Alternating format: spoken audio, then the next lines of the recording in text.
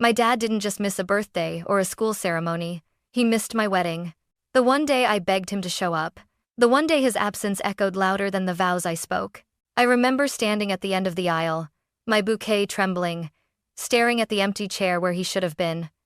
No text, no excuse, just silence. The kind of silence you carry for years. I told myself I was done needing him. Done, hoping he'd ever choose me. But everything changed the morning my hotel chain hit a $580 million valuation and every business network flashed my name across their screens. Suddenly, my phone lit up with the message I once would have cried for. Family dinner at 7 p.m., important discussion. Funny thing is, he didn't show up for my wedding, but I showed up for that dinner, with something he never saw coming. People think a broken family is loud. Shouting, slammed doors, chaos. Mine was quiet, uncomfortably quiet. My dad, Richard Collins, never needed to raise his voice. His absence made enough noise on its own. He moved through our Seattle house like a storm cloud dressed in a tailored suit, dark, cold, impossible to read. And somehow, everything revolved around him, even when he wasn't there. My mother, Evelyn, floated after him like a ghost wearing pearls. "Honey, your father's under a lot of pressure," she'd whisper whenever he missed another recital, another award ceremony. "Be understanding, understanding." That was the word used to excuse every wound. My older brother, Ethan, was sunshine by comparison, Dad's golden boy. Football star, straight teeth, perfect handshake. The son my father proudly introduced to his business partners, while I lingered behind with my notebooks and quiet dreams. Once, when I was 12, I gathered the courage to ask Dad why he never came to my events. He didn't even look up from his laptop. "Because, Hannah, I'm building a future for this family. You should be grateful. Grateful for being invisible." I learned young that love in my house came with conditions, and I never seemed to meet them. So I did what forgotten daughters often do. I built a world inside my own head, one where I would someday earn a place in his line of sight. I just didn't know that to finally be seen, I'd have to become someone entirely different. People like to say your wedding day is the happiest day of your life. Mine started that way until it didn't. I remember standing in the bridal suite, veil pinned, lipstick perfect, hands trembling just enough to betray the calm I tried so hard to fake. Every few minutes, I checked my phone, not for texts from friends, not for last-minute vendor updates, but for one message. One simple line from Dad: "I'm on my way." It never came. 10 minutes before the ceremony, my screen lit up. My heart leaped, until I saw the sender. "Dad, can't make it. Important meeting." No apology. No explanation. Just another transaction-like message, as if skipping my wedding was equivalent to postponing a conference call. My breath caught, but I smiled for the bridesmaid's sake. I'd learned long ago how to hold pain quietly. When the doors opened and the music began, I walked down the aisle alone. Guests whispered, assuming maybe it was symbolic, some modern, empowered statement. Daniel, my husband, reached for my hands when I arrived at the altar. His eyes softened. "Hannah," he whispered, "you don't have to pretend you're okay." That was the worst part. I had been pretending for so long that I wasn't sure if I knew how to stop. After the reception, when the laughter faded and the lights dimmed, I sat beside Daniel on the hotel balcony overlooking the city. "He could have tried," I murmured. "One day," Daniel said gently. "He'll regret it." I wasn't so sure. In that moment, looking at the empty streets below, something inside me shifted. Not a clean break, more like a slow, silent unraveling. I finally understood. If my father couldn't show up for my wedding, he'd never show up for anything that didn't benefit him. What I didn't know was that he would show up, but only when I became worth $500 million. After the wedding, something hardened in me. Not bitterness, but resolve. If Dad's absence taught me anything, it's that waiting for approval is a slow form of self-destruction. So, I stopped waiting. I dove headfirst into the only thing that ever made sense to me: hospitality. Not the dusty old motels Dad glorified, but modern, intentional spaces. Places where people actually felt seen. My first property was a disaster. A past its prime lodge outside Portland, with mold under the wallpaper and carpets that smelled like rain-soaked socks. But it was mine. The bank manager looked at me like I was insane when I signed the papers. "You're sure about this?" he asked. A polite way of saying, "You're too young, too inexperienced, Too female. I simply nodded. I'm sure. What I didn't tell him was that failure wasn't an option. Not when every part of me needed to prove I wasn't the fragile, emotional daughter my father dismissed. So I scrubbed floors at midnight, wrote marketing plans at dawn, hired staff only when I could afford them, which wasn't often. Some nights I slept behind the front desk on a blanket because going home felt like admitting defeat. During one brutal winter storm, when the power went out across the whole property, I spent 4 hours in the freezing dark guiding guests with a flashlight and apologizing for things I had no control over. I cried exactly once, quietly, in the boiler room, before wiping my face and getting back to work. By year 3, that old lodge had a waiting list every weekend. By year 5, I expanded to 2 more locations. Intimate, minimalist, eco-focused retreats that travelers raved about online. Investors called. Interviewers requested features. Competitors tried to replicate my model. But my father? Not a word. Not a text. Not even a secondhand comment from Ethan. It was like building a skyscraper in the middle of a desert. Tall, gleaming, and completely unseen by the one person I had once hoped would look. Then came the morning everything changed. The morning my CFO stormed into my office, breathless, eyes wide. "Hannah," she said, her voice trembling. The valuation came in. I felt my pulse spike. "Well?" She grinned. 580 million. I froze, not out of shock, but because the first image in my mind, I was that empty chair at my wedding. And for the first time, I didn't feel the urge to cry. I felt powerful. What I didn't know was that miles away, my father had just read the same headline. And for the first time in years, he finally remembered he had a daughter. The morning the valuation hit the headlines, my office buzzed like a beehive. Every phone rang, every email notification pinged, every congratulatory message from partners, investors, journalists. It all blurred together in a warm, surreal haze. But the moment I'll never forget is much quieter. I was alone in my office, staring at the city skyline through floor-to-ceiling windows, when my phone buzzed again. I thought it'd be another reporter, maybe a friend. It wasn't. Dad. For a moment, I couldn't breathe. He hadn't texted me in almost 3 years. With a shaky hand, I unlocked my phone. "Dad. Family dinner at 7 p.m. Important discussion. No, congratulations. No, proud of you." Not even my name. It read like a command, like I had been summoned to a board meeting. I stared at the screen so long my eyes blurred. Daniel walked in with 2 coffees and paused when he saw my face. "What happened?" I showed him the message. His jaw tightened. "He didn't reach out when your company hit $10M. Not at $50M. Not even at $200M. But $580M? I swallowed. "He wants something." "Then don't go," Daniel said gently. But the thing is, I had to go. Not for him, for me. I needed to see what he looked like when he finally realized I no longer needed his approval. When I arrived at home, I found my CFO, Lena, waiting in the driveway. She lifted a folder. "You should see this before tonight." My stomach dropped. Inside were pages of financial reports, loan defaults, contractor disputes, foreclosure notices, all tied to my father's real estate properties. "Your dad's empire is collapsing," Lena said softly. "Badly. He's months behind on everything." I felt the ground shift beneath me. "So, that's why he texted me," I whispered. "Not to reconcile.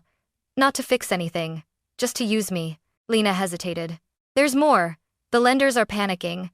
They're willing to sell the entire debt portfolio at a fraction of its value." A slow, unfamiliar calm spread through me. It wasn't anger. It was clarity. "Buy it," I said. Lena blinked. "All of it?" "Yes," I said. "Every last dollar he owes."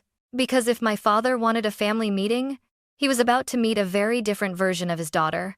Lena didn't flinch when I told her to buy the entire debt portfolio. That's why she was my CFO. She didn't question my sanity until after the job was already done. By midnight, we sat surrounded by paperwork, laptops, signature packets, and black coffee that tasted like burnt determination. Every sheet of paper represented another piece of my father's collapsing kingdom. At 2:13 a.m., Lena looked up with tired eyes. "Hannah, once this is finalized, you'll own everything your father ever built. Are you ready for that?" I inhaled slowly. "I'm not doing this to hurt him," I said. I'm doing this because he expects me to save him without ever seeing me. She nodded. You're buying control, not revenge. By sunrise, the lenders had signed.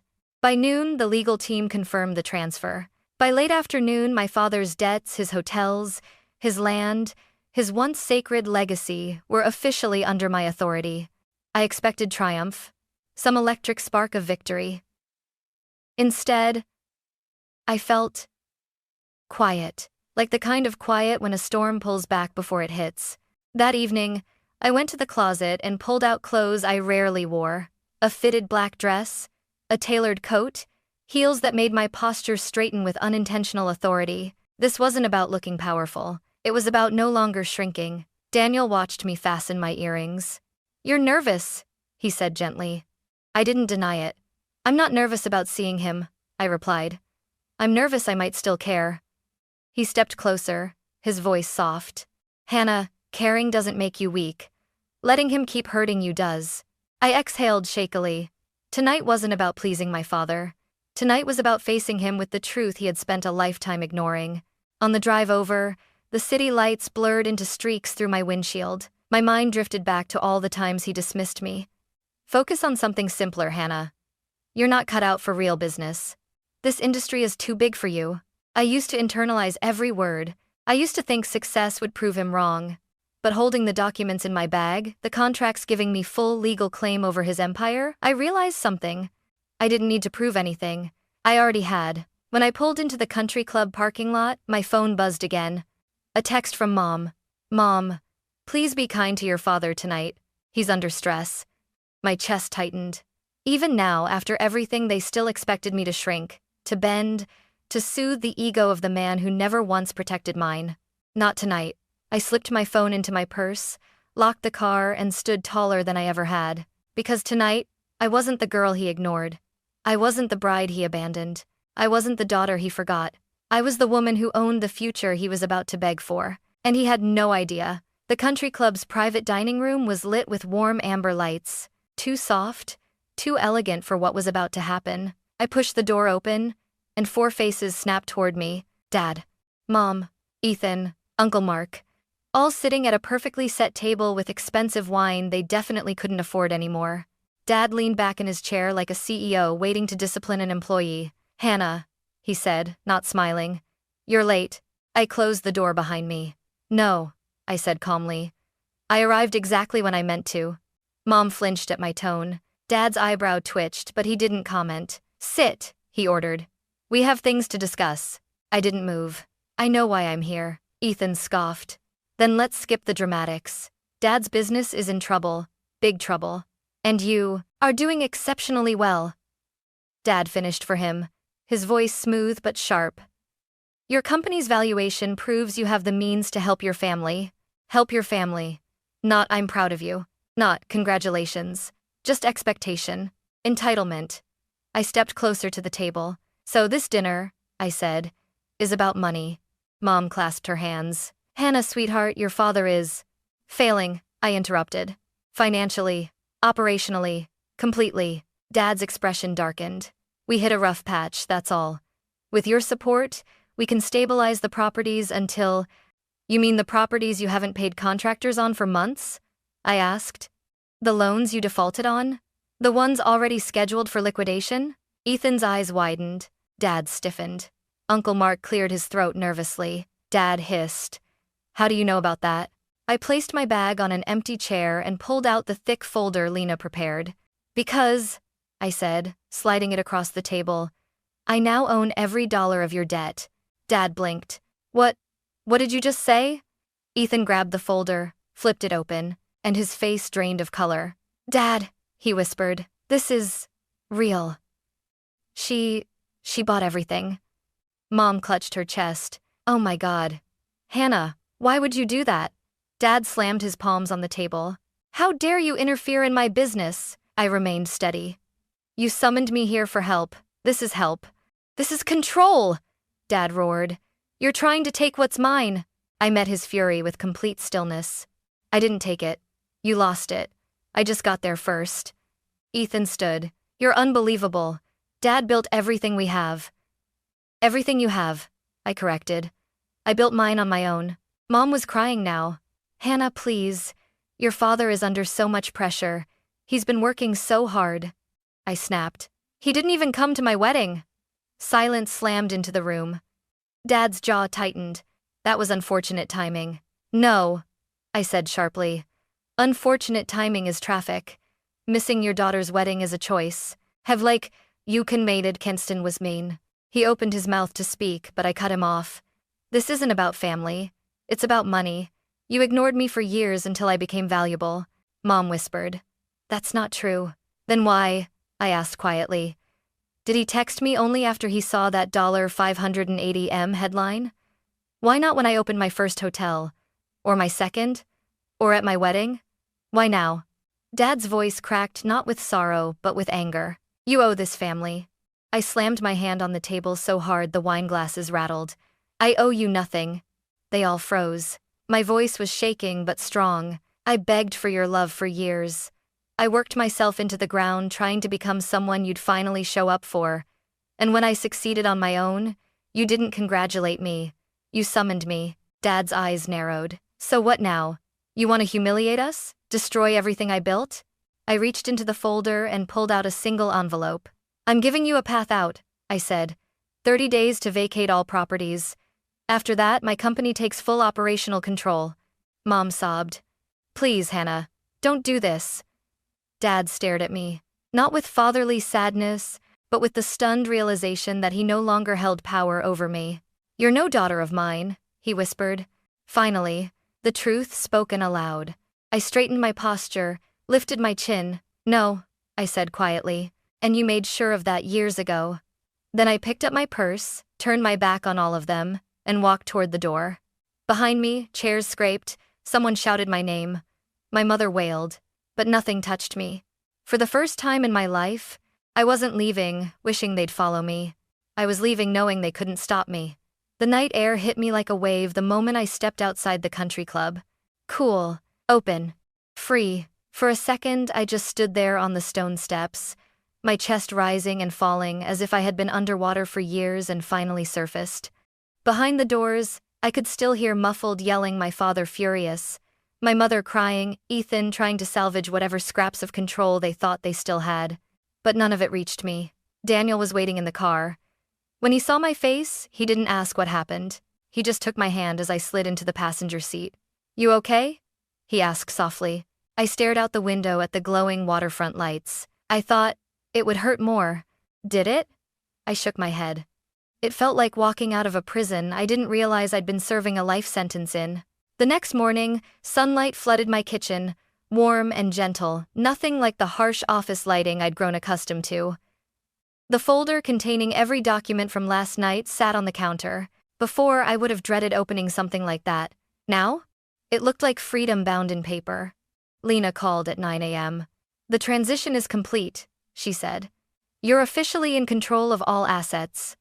I closed my eyes, letting that reality sink in, not the ownership, not the power, but the finality. Thank you, I whispered. She hesitated. Are you doing okay? Really okay.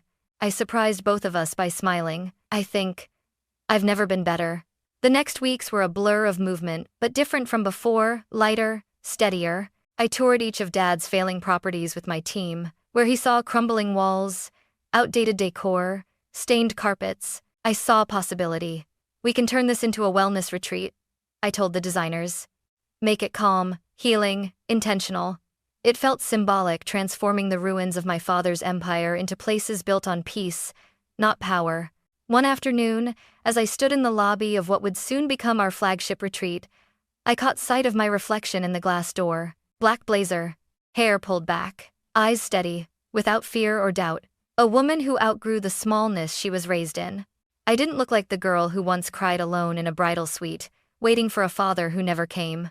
I didn't look like the daughter who begged for love that always came with conditions. I looked whole. My family didn't contact me, not once. But the silence didn't sting this time.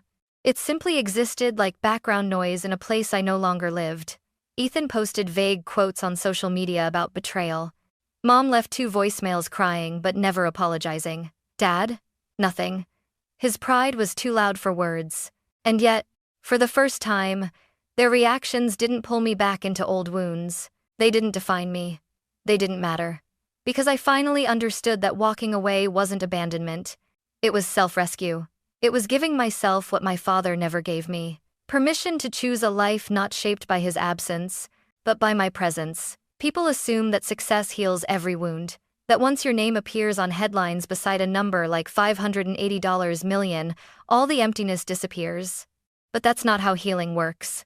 That's not how love works either. The truth is, nothing changed the day my company hit that valuation. Not really. What changed was the moment I walked out of that country club, leaving behind the voices that had shaped my childhood, the expectations that had crushed my confidence, the silence that had followed me into adulthood like a shadow. For the first time, I didn't walk away wishing things had been different. I walked away accepting that they weren't. And that acceptance felt liberating. A few weeks later, I visited one of the newly renovated properties. Soft music played in the lobby, sunlight filtered through warm oak paneling. Guests laughed quietly over tea. It felt peaceful, like a place built for someone who had spent too many years holding her breath. My breath. Daniel joined me by the window, slipping his hand into mine. "Looks like a fresh start," he said. I nodded, watching the wind sway the trees outside. "It is," I whispered. "Not for the business for me?" Because I finally understood something I had chased my entire life without realizing. Love that has to be earned is not love. Family that only appears when you're useful is not family. And approval that comes with conditions is not approval at all. I didn't need to fix my father. I didn't need to win him. I didn't need him to see me. I needed to see myself. So, if you ask me what the real turning point was, it wasn't the valuation. It wasn't the debt acquisition. It wasn't even the dinner showdown. It was the moment I realized I wasn't broken for wanting a father who could never be one. I was human. And the moment I chose myself over the people who kept choosing my usefulness, I didn't lose a family. I reclaimed my life. And that was worth more than $580 million.